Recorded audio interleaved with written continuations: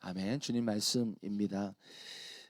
우리가 이 20장 말씀 앞서서 이제 압살롬 반역이 이제 19장에서 모두 이제 마무리가 되고요. 20장에 또다시 이제 비거리의 아들 세바가 이 베냐민 사람인데 반란을 일으켰습니다. 20장 2절을 보면 온 이스라엘이 세바를 따랐다라고 기록을 합니다. 이처럼 이 다윗의 치세가 이 바세바 사건 이후로 15장 이후로 쭉 이제 내리막을 걷는 걸 생각해 보면 압살롬 반역이 정리가 됐다라고 하긴 하지만 여전히 세바가 온 이스라엘 따라가는 것을 보잖아요. 이렇게 보면서 왕위가 여전히 흔들리고 있다라는 것을 볼 수가 있습니다. 어쨌든 이것이 무엇을 말해주겠습니까? 다윗의 왕위는 무언가 지금 안정되지 않고요, 불안한 상황 가운데 있었다라는 것입니다. 그런 가운데 오늘 본문의 22절부터 21절 1장 오늘 본문을 보시면 이 처음부터 3년 흉년이 나옵니다. 3년 흉년이 나오고 있어요. 이 흉년에 대해서 다윗이 이제 1절에서 물어봅니다. 이제 물어봐요. 하나님께서는 뭐라고 말씀하십니까?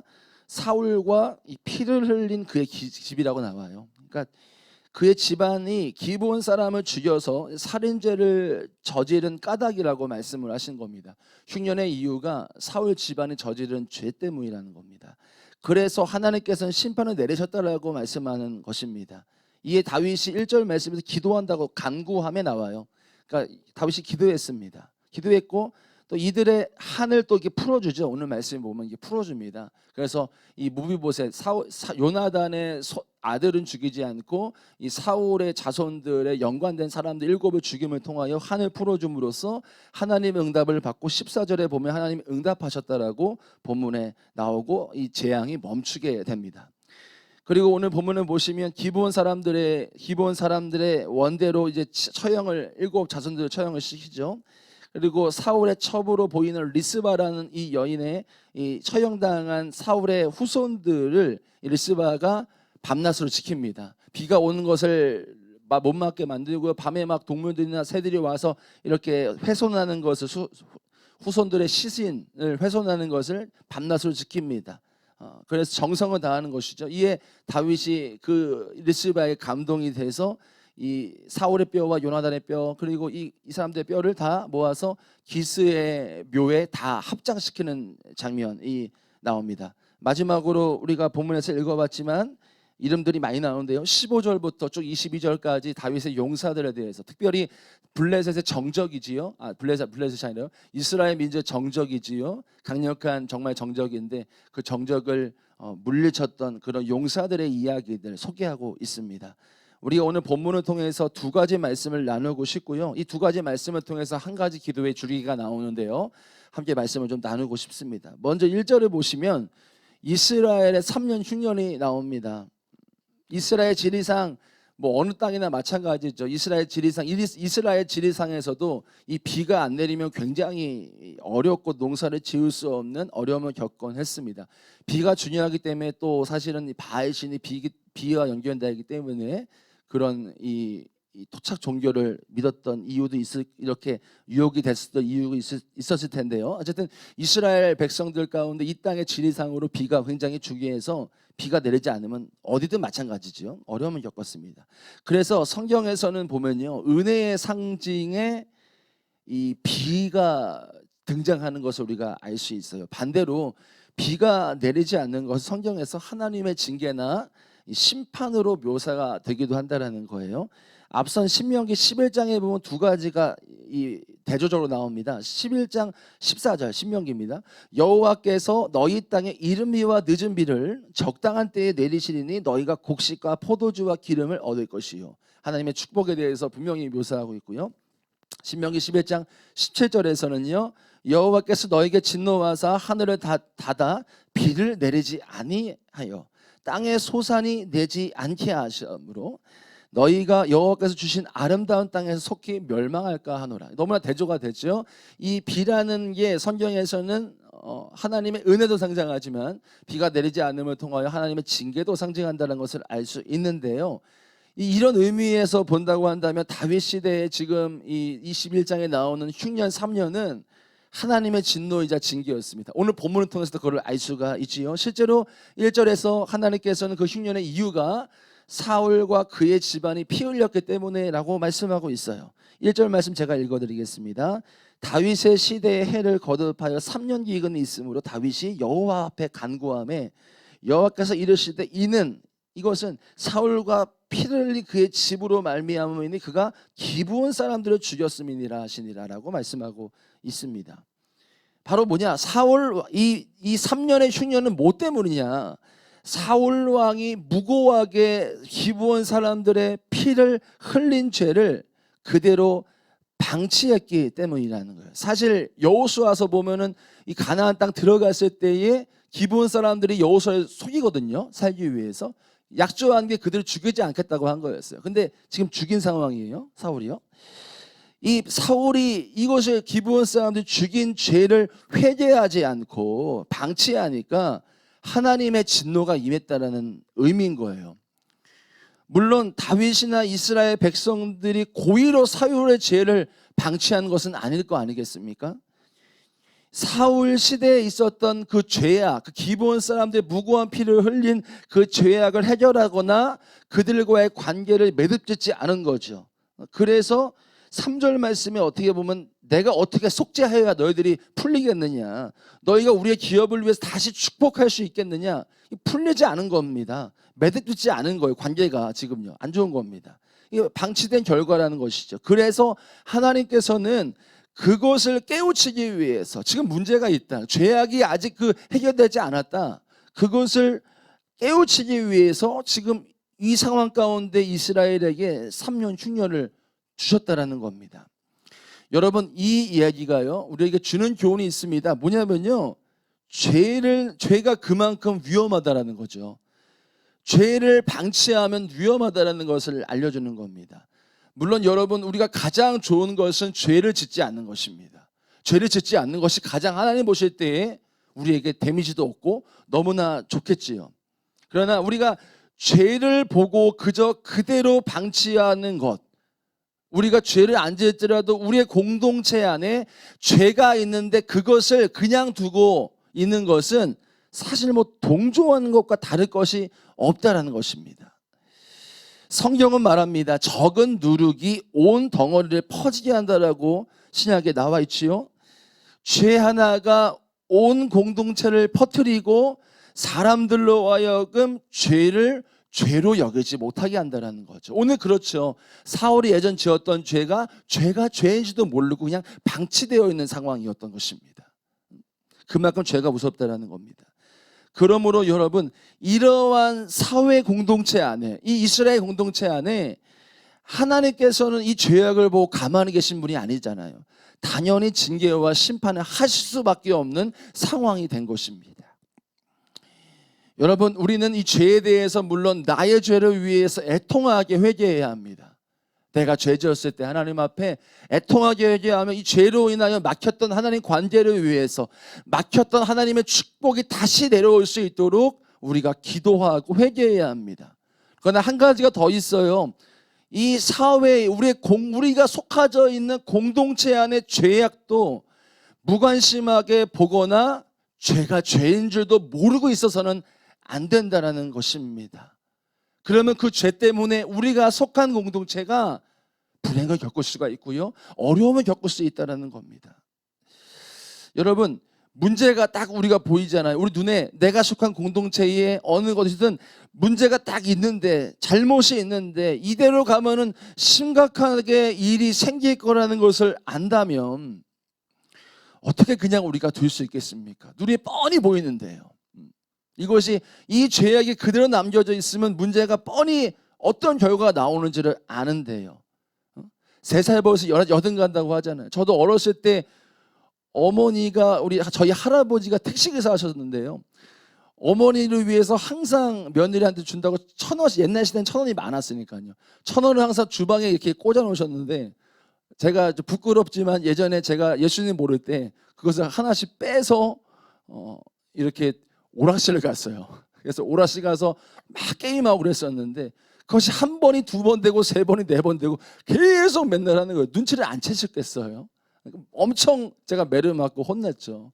부모님 입장에서는 당연히 이것이 잘못된 길을 알기 때문에 그렇게 그렇게 부모님 아시기 때문에 저를 혼내시지 않았겠습니까?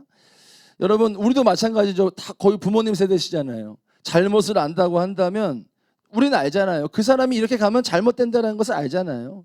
전도도 마찬가지입니다. 우리가 저 영혼에 전도하는 이유가 무엇입니까? 저 데려가면 가면 지옥 가니까요. 어떻게 그냥 둘 수 있겠습니까? 우리 주변이든 밖에 나가는 사람, 밖에서 만나는 사람이라도요. 여러분, 이 죄악이 그대로 남겨져 있다는 것은요, 정말 무서운 겁니다. 여러분, 우리가 거하는 이 시대 가운데요, 가깝게는 가정이 될 수가 있을 겁니다. 또 교회가 될 수 있을 겁니다. 우리 나라가 될 수 있어요. 이 민족이 될 수도 있습니다. 이러한 공동체 안에 죄악이 있다는 것을 보인다면 보입니다. 사실 저희는요. 근데 이것을 대수롭지 않게 여기면 안 된다는 겁니다. 죄악이 관영하다면 무슨 의미입니까? 오늘 말씀에 따르면 성경에 나오는 이야기에 따르면 그 성경에 나오는 기준에 따르면 하나님의 기준에 따르면 죄악이 관영하다는 건 무슨 의미입니까? 그만큼 그 사회에는 내가 있는 그 공동체는 하나님의 징계와 하나님의 심판과 가깝다라는 것을 말하고 있는 것입니다. 여러분, 하나님이 노아 시대에 하나님은 이 세상을 창조하신 것을 후회하신다라고 하시면서 다 쓸어버리셨습니다. 소돔 땅에 유황불이 내린 이유가 무엇이었습니까? 그 땅에 성적인 죄악의 끝이 동성애라고 하거든요. 동성애가 만연했기 때문에 유황불로 치신 것입니다. 여러분, 아까도 제가 광고했지만 오늘 저녁에 이 김지원 약사님 오십니다. 이 차별금지법에 대해서 강의를 해주실 것입니다. 여러분, 성경은 분명히 말해주고 있습니다. 사회에 악이 관영하고 성적으로 문란하고 이것은 그냥 볼 문제가 아닙니다. 이 사회가 하나님의 심판에 가깝다는 이야기도 된다는 것입니다. 그러므로 여러분, 우리가 무엇을 해야 하겠습니까? 그들을 위해서 기도해야겠지요. 이 사회를 위해서 기도해야 합니다. 하나님의 심판에 가까워 있는 이 사회를 위해서요. 그리고 또 한 가지, 아닌 걸 아니라고 얘기해야죠. 지금 심판의 길로 가고 있는데 아니라고 말해줘야죠. 이렇게 가면 안 된다라고요. 1절을 보시면 다윗은 하나님께 간구했다라고 나오고 있어요. 실제로 다윗은 기브온 사람들의 한을 풀어줬습니다. 행동으로 잘못된 것을 바로잡았어요. 여러분, 우리는 오늘 이 말씀을 통해서 다윗이 했던 것처럼요, 이 세상의 죄악을 위해서 우리가 기도해야 합니다. 지금 하나님의 심판과 가까운 거기 때문이에요. 그리고 이 세상의 죄악이 죄악이라고, 이대로 가면 하나님의 심판이 내리기 때문에 멈춰야 된다라고 말해야 합니다. 바로 말해야 합니다. 행동하는 신앙이 되어야 합니다. 특별히 우리가 오늘도 저녁에 기도하겠지만 우리 나라 안에 정말 동성애 관련된 차별금지법의 핵심은 동성애거든요. 이 관련돼서 적극적으로 청원도 해주셔야 하고 기도도 해야 될 줄로 믿습니다. 저와 여러분이 정말 다윗처럼 정말 이 사회의 악을 보면서 정말 기도하고 잘못된 길로 하나님의 심판길로 가고 있는 저들을 향해서 바른 말을 해줄 수 있는 저와 여러분 되기를 원합니다. 우리 14절 말씀 마지막 붙들고 기도하겠는데요. 비슷한 흐름입니다. 14절을 보시면 하나님이 그 땅을 위한 기도를 들으셨다라고 기록을 하고 있습니다. 여기서 그 땅을 위해 기도한 사람이 누구입니까? 다윗입니다. 다윗이에요. 1절에서 우리가 읽었지만 그가 하나님께 간구했다고 기록했습니다. 그리고 그의 간절한 기도가 결국 응답이 된 것이지요. 물론 다윗 한 사람만 이 땅을 위해서 기도한 것은 아닐 것입니다. 그러나 이 일에 성경에 유독 다윗이 기도했다라는 기록, 그의 기도가 응답되었다라는 그 기록, 유독 그의 기록이 응답되었다라는 건 어떤 의미일까요? 이런 의미예요. 백성의 지도자가 그만큼 중요하다라는 거예요. 백성의 지도자, 하나님의 기름 부으신 그 사람이 정말 중요하다라는 거예요. 바로 서 있어야 된다라는 거예요. 그 한 사람이요. 하나님이 기름 부은 그 한 사람이 하나님 앞에 바로 서 있을 때 이 민족과 이 나라가 바로 설 수 있다는 것을 말해주고 있는 것입니다. 여러분, 성경은요 우리 성도들을, 저와 여러분 모두를요 왕같은 제사장이라고 기록하고 있어요. 이것은 무슨 말입니까? 우리가 바로 하나님과 세상 이 사이에요 세우신 중재자라는 거예요. 중재자요. 제사장의 중요한 임무가 바로 이런 역할이었기 때문이에요. 백성을 대신해서 제사를 드리는 일이었습니다. 백성들이 자신들의 잘못을 범하면 속죄제물을 가지고 옵니다. 그러면 제사장 앞으로 나와왔어요. 그러면 제사장이 그 제물로 하나님께 속죄제사를 드림으로 말미암아 그 가지고 온 사람의 죄가 사함을 받습니다. 즉 이 제사장은 백성과 하나님 사이의 중재자였어요.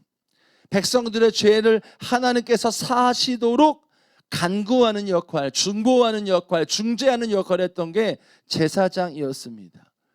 그 제사장이 저희라는 거예요. 성도라는 것입니다. 여러분, 우리가 구원받은 이유와 목적 바로 이곳에 있습니다.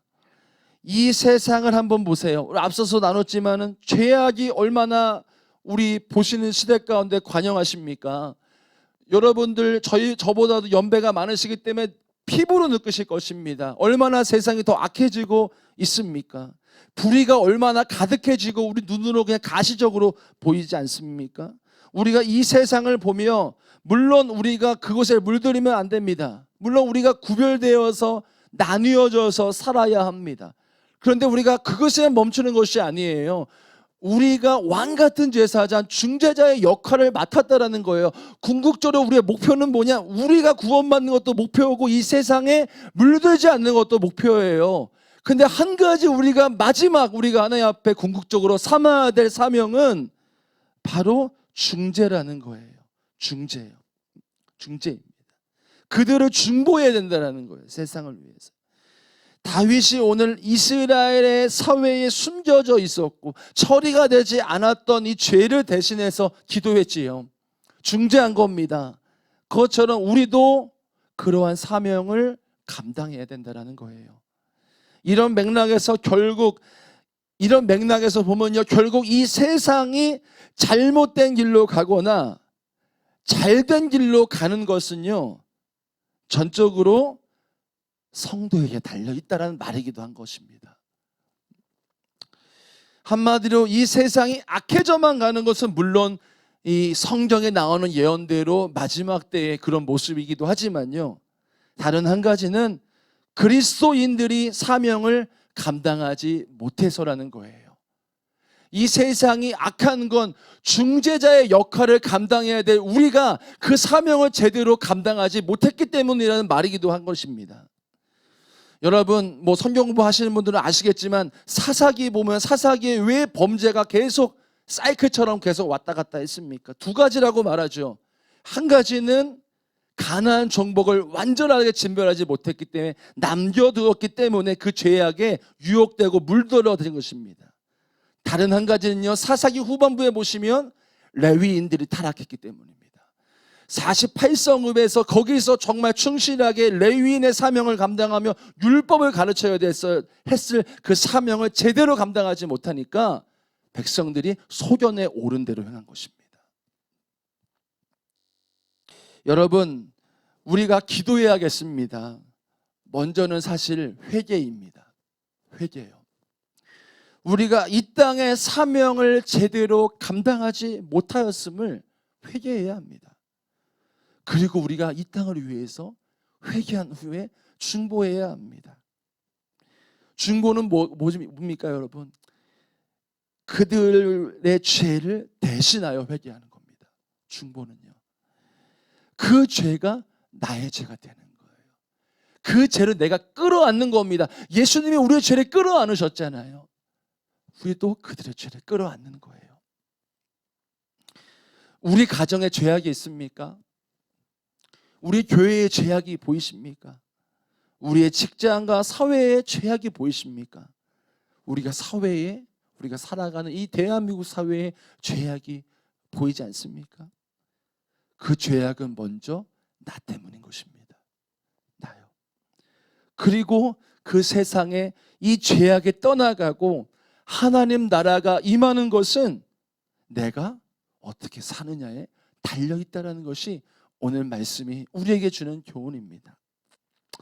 사랑하는 성도 여러분, 우리가 오늘 기도하고 싶은데요, 우리가 오늘 전체적으로 우리의 사명이 이 땅을 향한 중보와 우리가 어떻게 사느냐에 달려있다는 것을 나누었습니다. 다윗이 오늘 그런 중재자의 역할을 감당했던 인물이었습니다.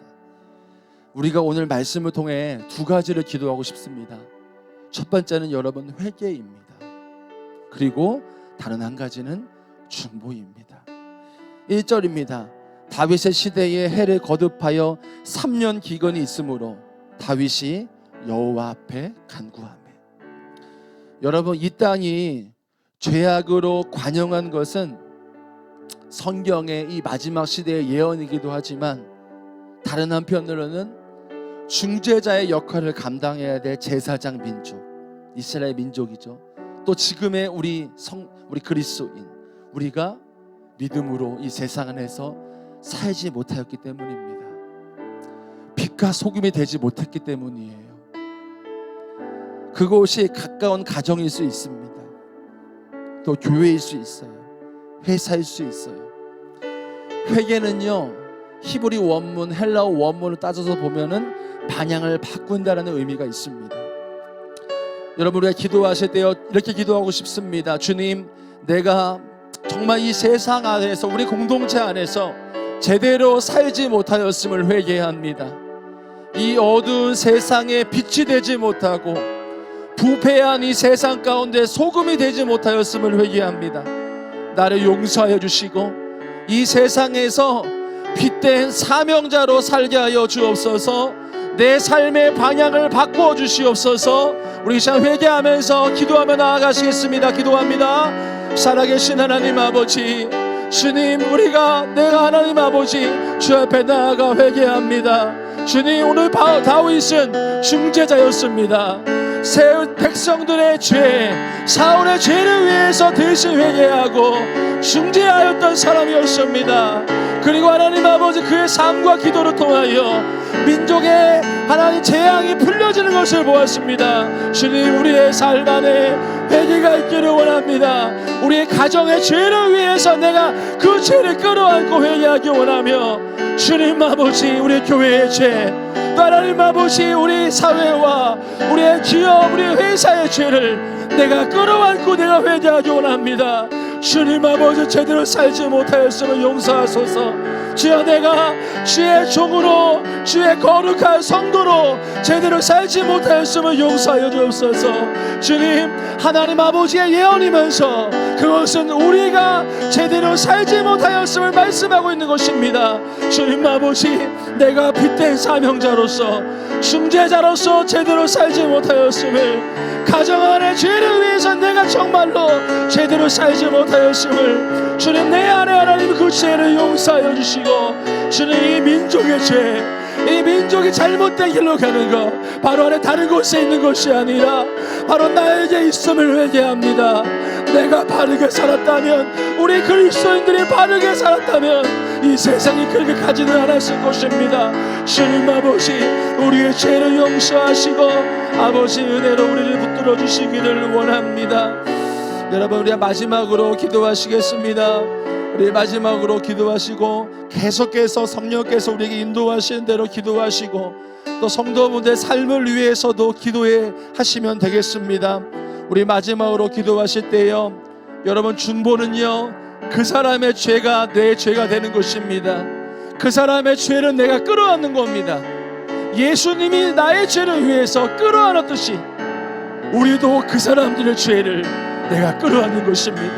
여러분, 우리가 이 시간 마지막으로 기도하실 때요, 여러분, 우리 사회를 위해서 중보하실 때요, 주님, 이 사회의 동성애, 이 죄악의 문란함, 이 죄를 우리가 끌어안으면서 중보했으면 좋겠습니다.